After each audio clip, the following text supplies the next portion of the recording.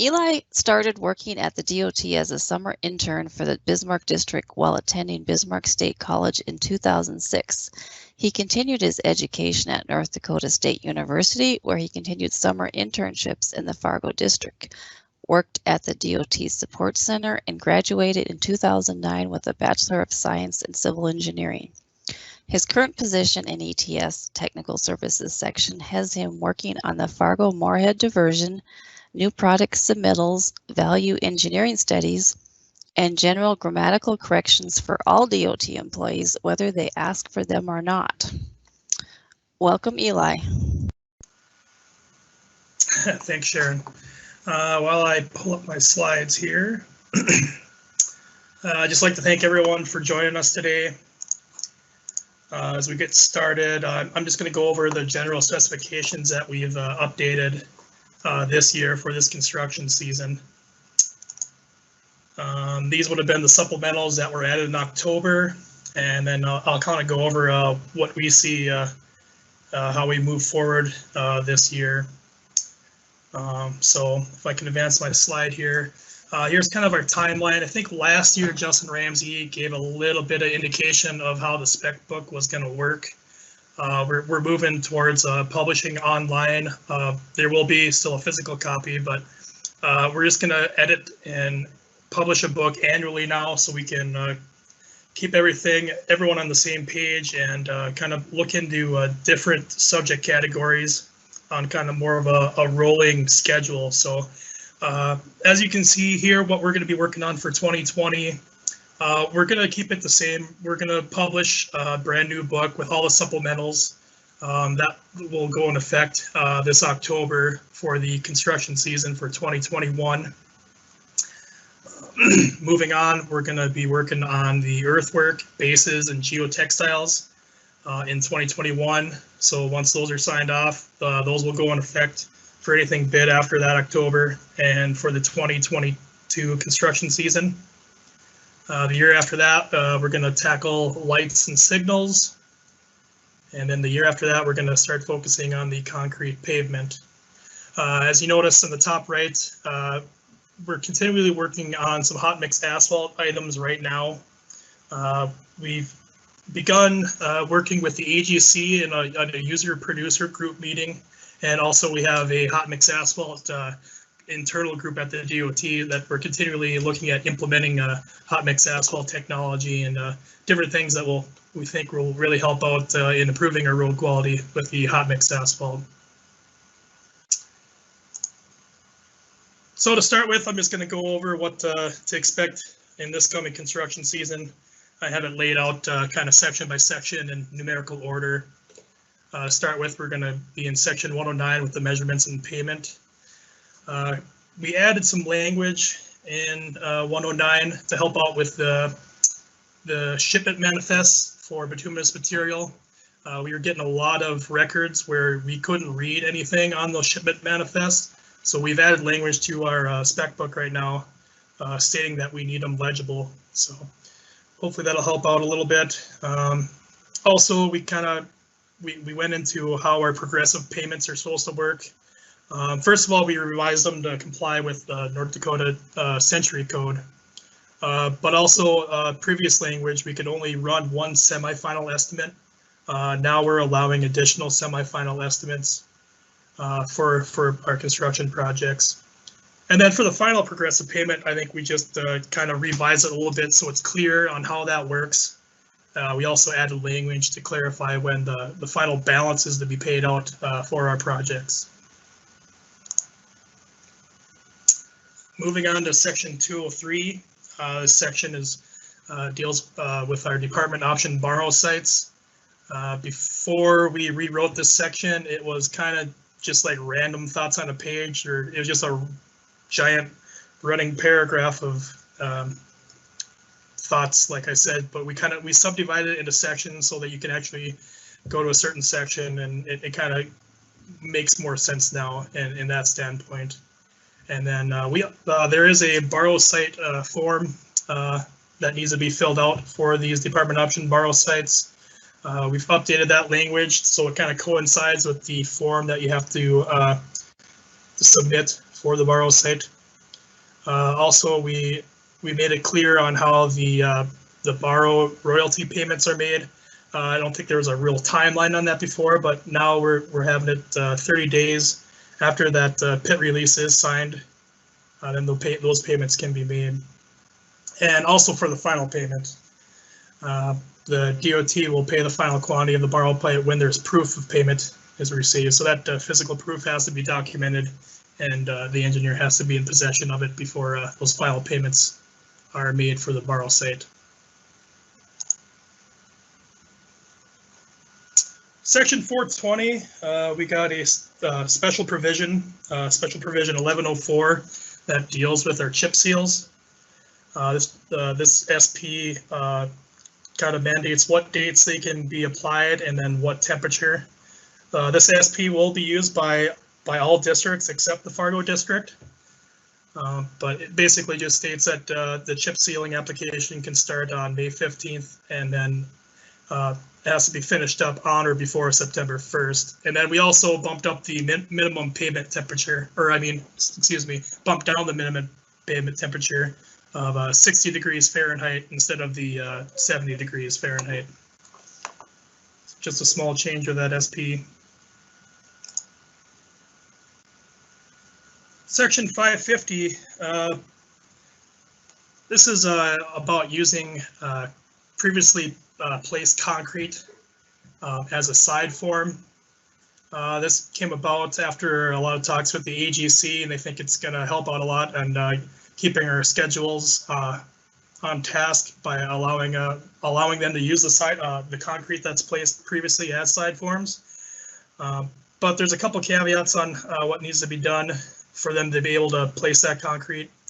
First of all, the concrete that was placed beforehand has to be there a minimum of 18 hours.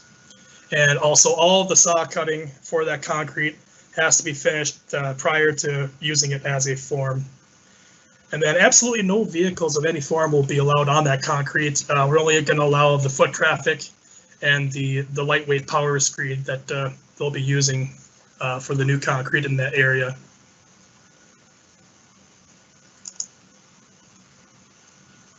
Moving on to section 612, this section deals with a reinforcing steel, and it's quite a small change, and you probably won't even notice it, but we're moving to using the 16 gauge non-corrosive wire ties. The reason being is that the 14 gauge wire ties that we previously used are no longer available, and the industry has already moved to the 16 gauge wire, so you might have even seen it last year. So there won't really be a reason to look to make sure they're using the right gauge steel because it won't exist anymore.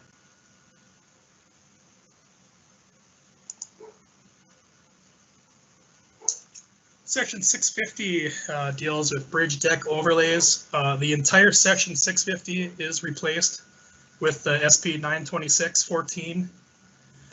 What that SP does right now, we've included a couple of different pay items. One thing you'll see is a pay item for deck concrete. That is the class AA-E5. And then the other pay item is the overlay concrete, which is just that low slump concrete. Also, there's an updated to the description for the surface tolerances. I'm not going to read through the whole surface tolerance section, but basically it gives you a step-by-step instruction on how to check that surface tolerance all the way across the bridge in both the longitudinal and the transverse directions. So it's just a little more information than what was in there previously.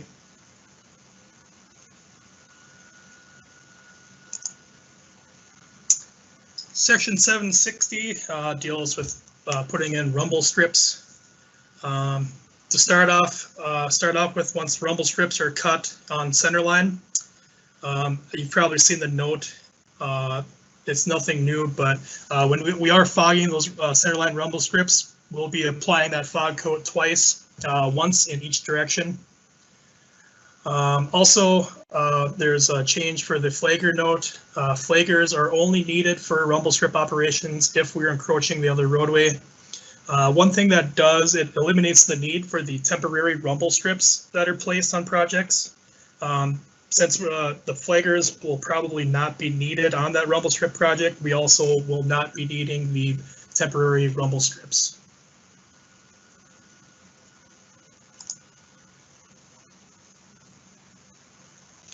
Section 894, just a small change. You might notice it, but we are allowing the manufacturers to be printing sign material digitally. The only real difference you'll see on your end is that before on the screen printing process, there may be some raised edges on the wording and all that, but the newer signs will just be flat because they're printed digitally on plotters. Nothing really you need to look out there, just some information.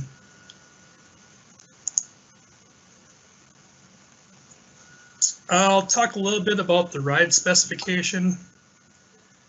This involves section 550 and 570 for profiling.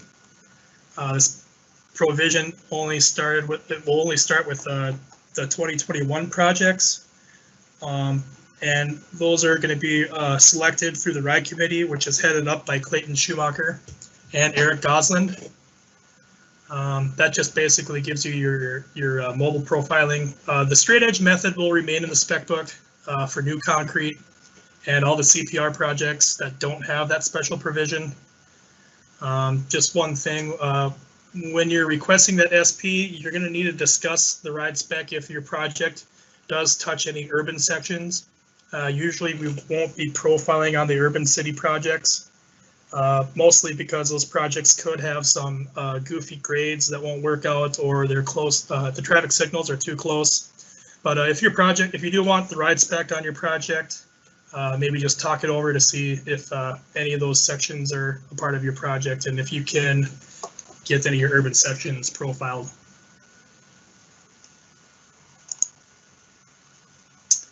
So I'm going to talk about some of the HMA items. Some of these things we're working on, some of these things are changed for this year's construction. They include the coring locations, allowing a 3-inch lift, having incentive for density, longitudinal joint density, percent within limits, and just some of the new technology we're looking at for HMA. So to start, coring locations will be a little different. Right now, we're going to be taking 2 cores in separate locations per sublot. Before, I believe they were right next to each other and then averaged. The reason we're spreading them out is that the data shows that the cores that were taken next to each other have very little difference, if at all any. It's really not giving us a great representation of the density in that sublot. So we're going to be taking 2 cores in 2 separate locations to hopefully get a better representation. And then also we're allowing the maximum thickness for lifts to 3 inches. So now our lifts can be from 1.5 inches to 3 inches.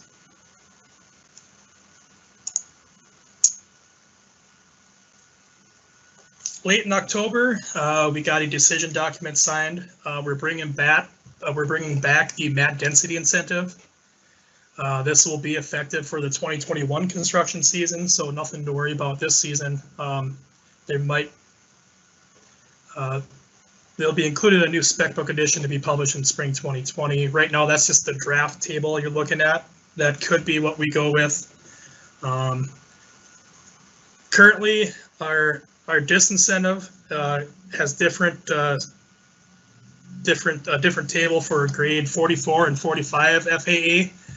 We might be revising that to just have one table so we don't have to spec out different tables for different grades of FAA.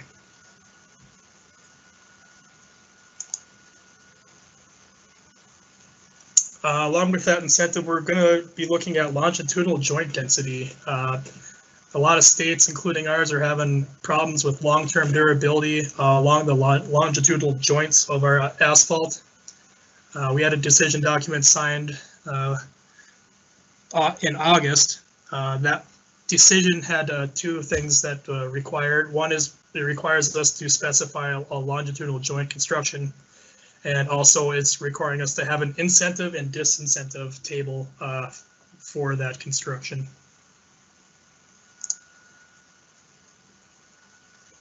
So there's a standard provision out there, 968, for the longitudinal joint density in our hot mix asphalt pavements. Right now, these are the pay factors we'll be using that are in that SP. There's incentive for everything that's above 90.5%, and then you're going to start getting a disincentive for everything below 90%.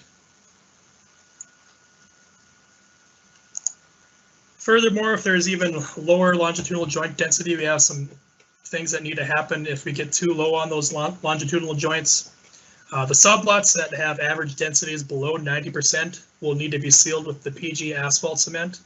It'll be typically whatever is on the project, but any PG asphalt cement can work. Also, if the sublots get even worse, if they're below 87%, they'll be needing corrective action. In the SP, we don't really prescribe what that corrective action is. We'd like the engineer and the contractor to collaborate on what kind of action that could be.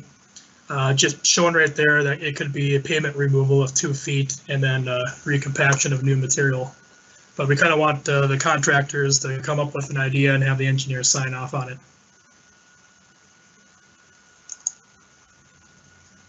Also, with that, we obviously need to find out what our density is in those areas, so that is going to involve coring.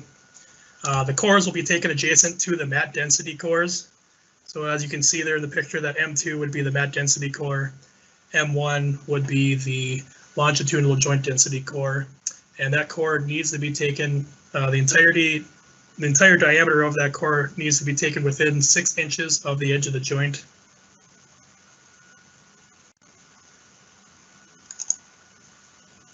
And just working on that SP, when we were going to basically holding the contractor, holding him to what he needs to be doing with that longitudinal joint, some contractors may want to do a notched wedge. Our SP isn't set up for that right now, but we are working on the changes to the SP to include that notched wedge if the contractor chooses to use them. So this would obviously require some different location for coring, since the longitudinal joint is going to be moved there, and you're going to want to take that core where that notched wedge overlaps. So that's something we're working on right now, just in case we have a contractor that wants to go with this method. And I'll talk a little bit about percent within limits. Last year's construction conference, there was I think more of an in-depth talk about how the PWL works. Those slides are still available on the previous construction conference website. But I'm just going to mention that we do have 2 projects with this SP that we're going to try out with a percent within limits. One in Valley City District on Highway 46, and one in the Grand Forks District on Highway 1. So right now, Justin Ramsey will be setting up a meeting with both those districts and the contractors who get those jobs, so they can talk over and make sure that they're on the same page of what to expect with this PWL SP.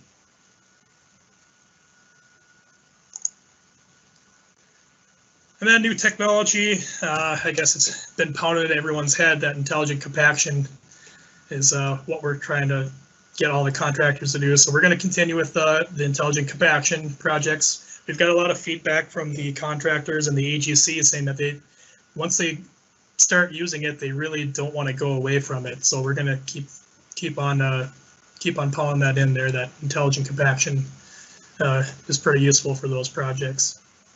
Also, I think there's a change order last year, but we're going to continue with the paver-mounted thermal profiling.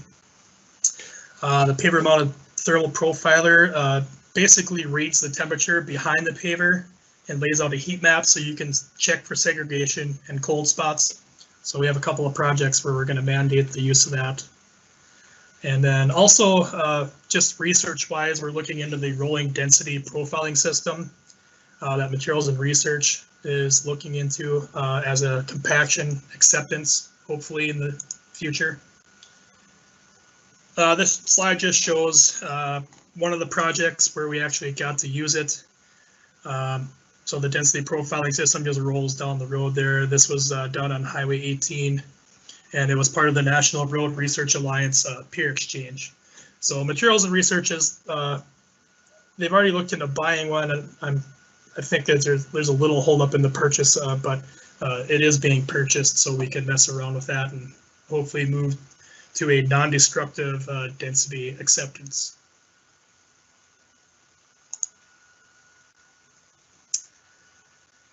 This might not be new for everyone, but there is an HMA workbook being, let's say, perfected right now. It's just an Excel workbook that will house everything you need for an HMA job. That would replace the old PDF forms that I have shown on the right. There's a lot of forms to fill out, and sometimes you might transfer numbers wrong. So we're working on that workbook that should encompass everything you need, like the old forms had for you.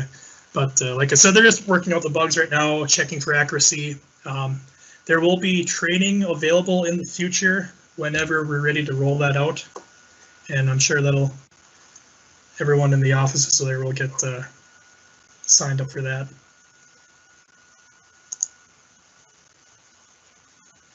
The utility SP is going to be on quite a few projects that need them. I didn't really want to talk about this too much because Jen Iram is going to have a whole presentation on this along with Monty Doctor.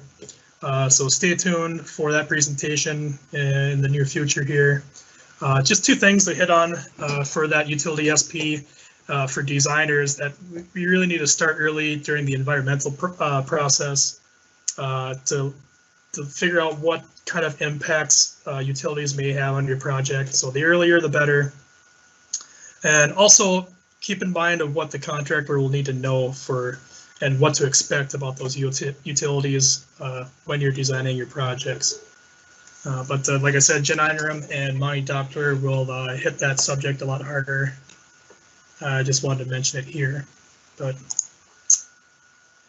with that, that's kind of all the big main things we wanted to go over to make sure you knew the changes for the construction season coming up. And like always, you can give anyone in the ETS technical services section a call for specification questions or whatever you have going on in your construction projects. So thank you.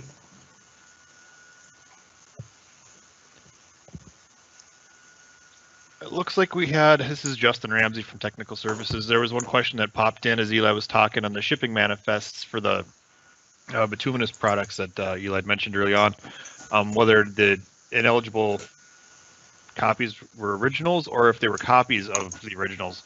I'll answer this one because I'm not sure Eli's got this in front of him, but this came up from the construction coordinators conference back in 2018.